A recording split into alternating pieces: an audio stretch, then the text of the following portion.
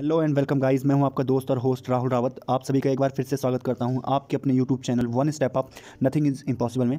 So guys, यहां पे अभी जो हम आपके सामने वीडियो लेके आ रहे हैं, ये है जीएस पेपर का प्रैक्टिस सेट जो है, ये 3 है। तो इसी में क्वेश्चन देखते हैं क्या क्वेश्चन इस सेट में आपके लिए लेके आ रहा हूँ। काफ़ी महत्वपूर्ण ये आज प्रैक्टिस सेट रहने वाला है। जितने भी आगामी एग्जाम होंगे आपके, उन सभी में जीएस के क्वेश्चन यहाँ से बनने के पूरे आसार हैं। ठीक है, तो चलिए देख लेते हैं।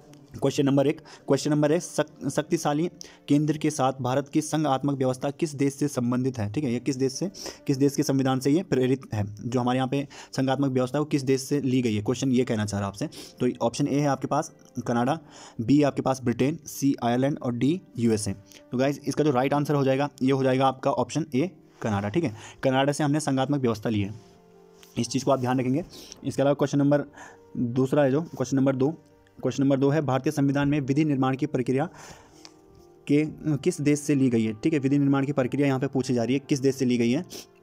तो यहाँ पे ऑप्शन देख लेते हैं। ऑप्शन ए है आपके पास Japan, B Britain, C America और डी है ऑस्ट्रेलिया।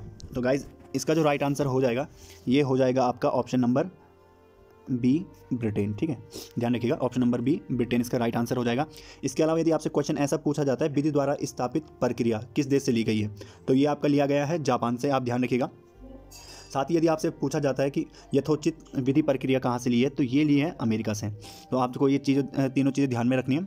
चलिए बढ़ते हैं अपने अगले क्वेश्चन की तरफ। अगला क्वेश्चन है भारतीय संविधान के किस भाग में पंचायतें हैं। ठीक है, जो पंचायत हमारे यहाँ पे प्रोविज़न है, 3 स्तरीय जो ढांचा देखा जाता है हमारे यहाँ पे, जो 3 स्तरीय यहाँ पे सरकार की व्यवस्था है, वो कहाँ से कौन से संविधान। तो गाइस, क्वेश्चन नंबर 3 देखते हैं। क्वेश्चन नंबर 3 है भारतीय संविधान के किस भाग में पंचायतें हैं। ठीक है, जो पंचायती व्यवस्था है वो संविधान के किस भाग में है। यहाँ पे ऑप्शन है भाग 9, जिसका आर्टिकल है अनुच्छेद है 243 से 243 ओ तक। इसके अलावा भाग 9 का 243 पी से 243 जेड जी तक। इसके अलावा भाग 9 का खा 243 जेड एस से और 243 जेड टी तक। ठीक है, और इसके अलावा जो ऑप्शन डी है ये है भाग 5। तो आपने यहाँ पे आंसर करना है, आपको अनुच्छेद भी दिए हुए हैं, तो यहाँ से आपको थोड़ा ईजी पड़ जाएगा और याद रखने में भी आपको इन फ्यूचर इसमें सहायता मिलेगी।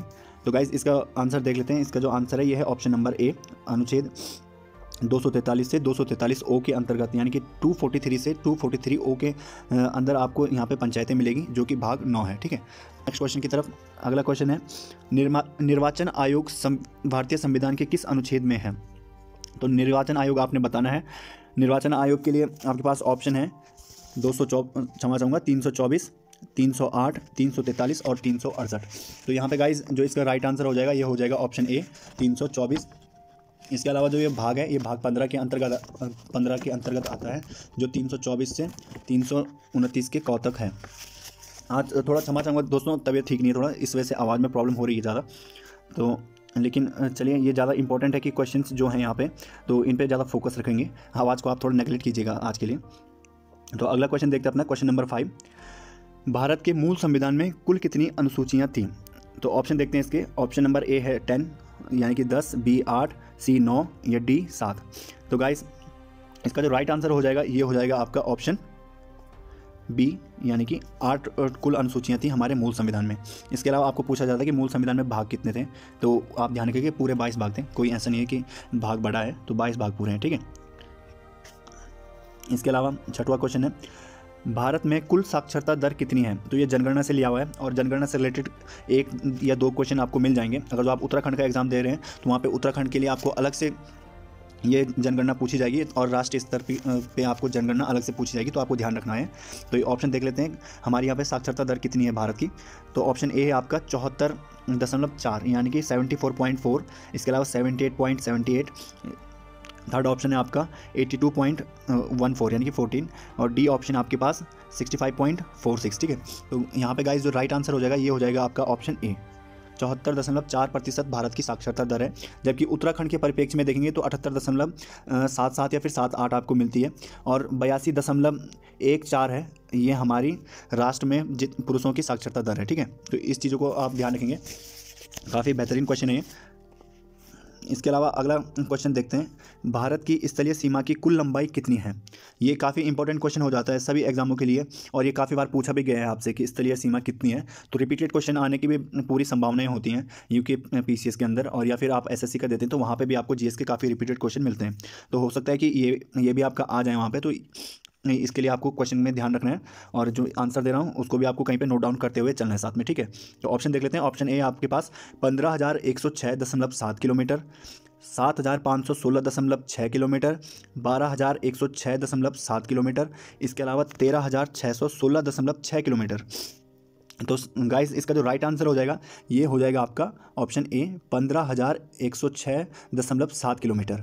इसके अलावा यदि आपसे पूछी जाती है हमारी तटीय जो सीमा है वो कितनी है, तो ये है 7,516.6 किलोमीटर। ध्यान रखिएगा ये टोटल है जो हमारे जितने भी द्वीप हैं उनकी सीमा को भी जोड़ के है ये। इसके अलावा अगर जो मेन लैंड का पूछा जाता है तो 6100 हो जाएगा आपका। आगे बढ़ते हैं अपने नेक्स्ट क्वेश्चन की तरफ। नेक्स्ट क्वेश्चन है, भारत का राष्ट्रीय वृक्ष है। क्वेश्चन में आपको बताने कि क्या है भारत का राष्ट्रीय वृक्ष, ठीक है। क्वेश्चन आपसे क्या करे वो आपको थोड़ा समझ बढ़ानी पड़ेगी अपनी यहाँ पे। तो क्वेश्चन नंबर जो इसके 8 है उसके ऑप्शन देख लेते हैं। क्वेश्चन नंबर 8 का जो ऑप्शन ए है वो है पीपल, बी बरगद, सी बुरांस और डी आम। तो गाइज आई होप कि आप लोगों इसका करेक्ट आंसर करेंगे जब ये क्वेश्चन लगाएंगे। तो इसका राइट आंसर हो जाएगा ऑप्शन बी बरगद। बढ़ते हैं अपने नेक्स्ट क्वेश्चन की तरफ। नेक्स्ट क्वेश्चन है क्वेश्चन नंबर 9, भारत की जनसंख्या घनत्व कितना है, ठीक है। जो भारत का जनसंख्या घनत्व है यानी कि 1 किलोमीटर प्रति 1 किलोमीटर वर्ग के अंदर कितने लोग रहते हैं, तो ये आपको बताना है। तो इसके ऑप्शन देख लेते हैं। 382 व्यक्ति पर वर्ग किलोमीटर, या 327 व्यक्ति पर वर्ग किलोमीटर, 427 व्यक्ति पर वर्ग किलोमीटर, और इसके अलावा 483 व्यक्ति पर वर्ग किलोमीटर। तो इसका जो राइट आंसर हो जाएगा ये हो जाएगा आपका ऑप्शन ए, ठीक है। 382 व्यक्ति पर वर्ग किलोमीटर भारत में रहते हैं। यहाँ पे जनसंख्या घनत्व हमारा ये है, ठीक है। इसी के साथ बढ़ते हैं अपने नेक्स्ट क्वेश्चन की तरफ। अगला क्वेश्चन है, निम्नलिखित राज्यों में से पुडुचेरी किस राज्य के साथ अपनी सीमा साझा नहीं करती। तो गाइस काफ़ी ज़्यादा अच्छा क्वेश्चन है ये, और अगर जो आपसे इस तरीके से क्वेश्चन बनते हैं किसी बड़े एग्जाम में तो डेफिनेटली वहाँ पे आपको प्रॉब्लम हो सकती है यदि आपने इस तरीके के क्वेश्चनों का एक बार प्रैक्टिस नहीं की है तो, ठीक है। तो ध्यान रखिएगा काफ़ी अच्छा क्वेश्चन है। ऑप्शन देख लेते हैं। ऑप्शन ए है आपका तमिलनाडु, और बी है केरला, सी है आपका आंध्र प्रदेश, और डी है आपका कर्नाटका। ये थोड़ा ऑप्शन सीक्वेंस में थोड़ा मिस्टेक हो गई कुछ, लेकिन जैसा मैं कह रहा हूँ आप उसको फॉलो कीजिएगा, ठीक है। तो आपको आंसर देना है जो पुडुचेरी है हमारा केंद्र शासित प्रदेश, उसकी सीमा किस राज्य से नहीं लगती है, ठीक है गाइस। तो आपको यहाँ पे ऑप्शन जो है सी क्षमा चाहूँगा ऑप्शन डी कर्नाटका, ये इसका राइट आंसर हो जाएगा। कर्नाटक के साथ कोई सीमा साझा नहीं होती। मेनली ये क्या है, 3 छोटे छोटे द्वीपों में बसा हुआ है पुडुचेरी, जिसमें जो पहला आता है तमिलनाडु में कराईकल, इसके अलावा केरल में है माहे जो पुडुचेरी की राजधानी भी है, आंध्र प्रदेश में आपका यमन आता है। तो 3 आयरलैंड है, तीनों द्वीपों से मिलकर पुडुचेरी बना है, ठीक है। ध्यान रखिएगा अगर पुडुचेरी की राजधानी पूछता है तो वो केरल में है, ठीक है, और राजधानी क्या है, माहे, माही भाई, याद रखना माही भाई, महेंद्र सिंह धोनी पुडुचेरी की राजधानी। आगे बढ़ते हैं क्वेश्चन नंबर 11, वृक्षों एवं झाड़ियों के अध्ययन को कहा जाता है। आपको बताना है कि जो वृक्ष और झाड़ियों का अध्ययन होता है उसको क्या कहते हैं, ठीक है। ये क्वेश्चन थोड़ा साइंस बैकग्राउंड वाले इसका ज़्यादा अच्छे से आंसर कर पाएंगे, और जो इसका ऑप्शन है वो देखते हैं हम, फिर आगे इसके आंसर की बात करेंगे। पहला ऑप्शन है डेंड्रोलॉजी, ऑप्शन बी आपका एंथ्रोलॉजी, और ऑप्शन सी आपका एल्गोलॉजी, और ऑप्शन डी आपका फॉरेस्ट्री, ठीक है। तो यहाँ पे आपने आंसर करना है कि इन सभी में से कौन सा वृक्ष एवं झाड़ियों का अध्ययन कहलाता है, ठीक है गाइस। तो ऑप्शन जो इसका राइट आंसर हो जाएगा ये हो जाएगा आपका ऑप्शन ए, डेंड्रोलॉजी बोला जाता है वृक्षों एवं झाड़ियों के अध्ययन को। इसके अलावा एंथोलॉजी जो होता है ये आपका फूलों के अध्ययन को कहते हैं, और एल्गोलॉजी जैसे कि नाम से आ रहा है शैवाल के अध्ययन को कहा जाता है। इसके अलावा जब जंगलों के बारे में जानना हो तो फॉरेस्ट्री होती है, ठीक है। तो आगे बढ़ते हैं अपने अगले क्वेश्चन की तरफ। क्वेश्चन नंबर 12, VSSC का पूरा नाम क्या है। काफ़ी अच्छा क्वेश्चन है ये, और ये आपका साइंस एंड टेक वाले सब्जेक्ट से रिलेट करता है। तो इसमें आपको बताना है VSSC का फुल फॉर्म क्या है, ठीक है। तो ऑप्शन देख लेते हैं। ऑप्शन ए है इसका Vikram Sarabhai space centre, option B है Vernon space static centre, option C है Woodstock space static centre, और डी है इनमें से कोई नहीं। तो आप अगर थोड़ा सा भी साइंस एंड टेक आपने पढ़ा होगा तो वहाँ पे आप इसको ईजिली कनेक्ट कर पाएंगे। हमारे स्पेस रिसर्च सेंटर को बनाने में जिस व्यक्ति का सबसे ज़्यादा योगदान है, आज भारत का इसरो जिस ऊंचाई पे है उसमें जिस व्यक्ति का सबसे ज़्यादा योगदान है वो थे हमारे विक्रम साराभाई। ठीक है, तो उन्हीं के नाम पे ये है स्पेस सेंटर बना है, तो जिसका पूरा नाम है विक्रम साराभाई स्पेस सेंटर। तो याद रखिएगा VSSC का full form Vikram Sarabhai space centre. ठीक है गाइस, चलिए बढ़ते हैं अपने नेक्स्ट क्वेश्चन की तरफ। इसके अलावा नेक्स्ट क्वेश्चन जो है हमारा, भारतीय अंतरिक्ष संस्थान से जुड़ा शब्द जुगनू है। आपको बताना है कि भारतीय अंतरिक्ष जो संस्थान है उसमें जुगनू शब्द किस चीज़ के लिए कहा गया है। ठीक है, तो इसके ऑप्शन देखते हैं, काफ़ी अच्छा क्वेश्चन है ये भी। जुगनू होते हैं ना, रात में टिमटिमाते हैं सर्दियों के टाइम पे, तो वही जुगनू आपको बताना है कि जुगनू है क्या हमारे स्पेस सेंटर से रिलेटेड। तो इसका ऑप्शन ए देखते हैं, नैनो उपग्रह है, या फिर बी उपग्रह है, सी व्हीकल लॉन्चर है, या डी रोवर है। तो गाइज इसका जो राइट आंसर हो जाएगा ये हो जाएगा आपका ऑप्शन ए, ये है एक नैनो उपग्रह। ठीक है, और ये सबसे सूक्ष्म नैनो उपग्रह है भारत का, ध्यान रखिएगा जुगनू। इसके अलावा ऑप्शन क्वेश्चन नंबर 14 देखते हैं, यह है आपका हड़प्पाकालीन मुहर का सर्वाधिक प्रचलित आकार कैसा था। वहाँ पे देखिए गोलाकार में, आयताकार में, वर्गाकार में, त्रिभुजाकार, चारों टाइप के जो हमारे आकार होते हैं उन सभी में मुद्राएं मिली हैं, लेकिन पूछा गया है कि सर्वाधिक प्रचलित मुद्रा कौन सी थी, मुद्रा का आकार क्या था। ठीक है, तो ये आपको बताना है। तो इसका जो ऑप्शन ए है ये राइट आंसर हो जाएगा, वर्गाकार। ठीक है, बढ़ते हैं अपने नेक्स्ट क्वेश्चन की तरफ। नेक्स्ट क्वेश्चन है, धौलावीरा नामक पुरातात्विक स्थल किस राज्य में स्थित है। इसके ऑप्शन देखते हैं, ए गुजरात, बी महाराष्ट्र, सी राजस्थान, डी पंजाब। तो इसका जो राइट आंसर हो जाएगा ये है गुजरात। गिर के जंगल, ये रेगिस्तान जो है वो वहाँ पे है, और बाघों के लिए जो एशियाटिक लॉयन है उनके लिए काफ़ी फेमस है। ठीक है, ध्यान रखिएगा। और इसके ब्रांड एम्बेसडर कौन है, तो ये भी आपको पूछा जा सकता है। तो इसके ब्रांड एम्बेसडर है मिस्टर अमिताभ बच्चन जी। इसके अलावा क्वेश्चन नंबर 16 है, अर्थशास्त्र का जनक किसे कहा जाता है। तो ये काफ़ी अच्छा क्वेश्चन है, काफ़ी लोग इसमें थोड़ा कंफ्यूज हो सकते हैं, बट फिर भी जो लोग इकोनॉमी को पढ़ते होंगे रेगुलरली उनको ये काफ़ी इजी होगा क्वेश्चन का आंसर करना। तो ऑप्शन देखते हैं, ऑप्शन नंबर ए है एडम स्मिथ, बी चाणक्य, सी जॉन मैनार्ड कीन्स, और डी अमर्त्य सेन। ठीक है, तो इसका जो राइट आंसर हो जाएगा दोस्तों ये हो जाएगा एडम स्मिथ। इनकी पुस्तक भी लिखी थी 1776 में। आपको पुस्तक का नाम बताना है क्या है।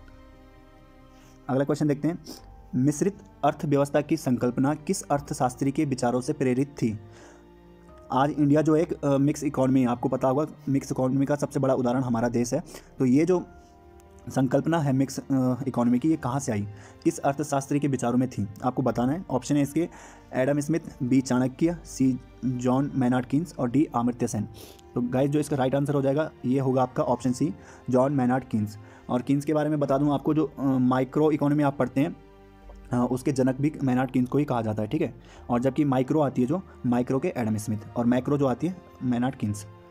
चलिए बढ़ते हैं अपने नेक्स्ट क्वेश्चन की तरफ। नेक्स्ट क्वेश्चन है, अर्थव्यवस्था के कितने क्षेत्रक होते हैं। तो ये आपने पढ़ा होगा, काफ़ी बेसिक से क्वेश्चन है, लेकिन छोटे एग्जामों में इसके आने के ज़्यादा चांसेस हैं। यदि आप उत्तराखंड पुलिस कांस्टेबल का देखेंगे तो वहाँ पे ये आ सकता है। इसके अलावा फॉरेस्ट गार्ड में भी आपको ये देखने को मिल जाएगा। बाकी एसएससी में भी जो होते हैं आपके आर्मी फोर्स से रिलेटेड अर्धसैनिक बलों के, तो उसमें आपको ये देखने को मिल सकता है।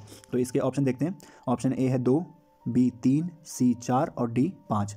तो अर्थव्यवस्था के कितने क्षेत्रक होते हैं दोस्तों, ये होते हैं आपके 3, प्रथम, द्वितीयक और तृतीयक। ठीक है, क्वेश्चन नंबर 19 है, अर्थशास्त्र में नोबेल पुरस्कार प्रदान करना किस वर्ष शुरू किया गया था। आपको पता होगा पहले नोबेल पुरस्कार नहीं दिया जाता था अर्थशास्त्र में, अभी कुछ रिसेंट टाइम में ही ये शुरू किया गया है। तो आपको वर्ष बताना है कि कब से अर्थशास्त्र में नोबेल पुरस्कार मिलना शुरू हुआ है।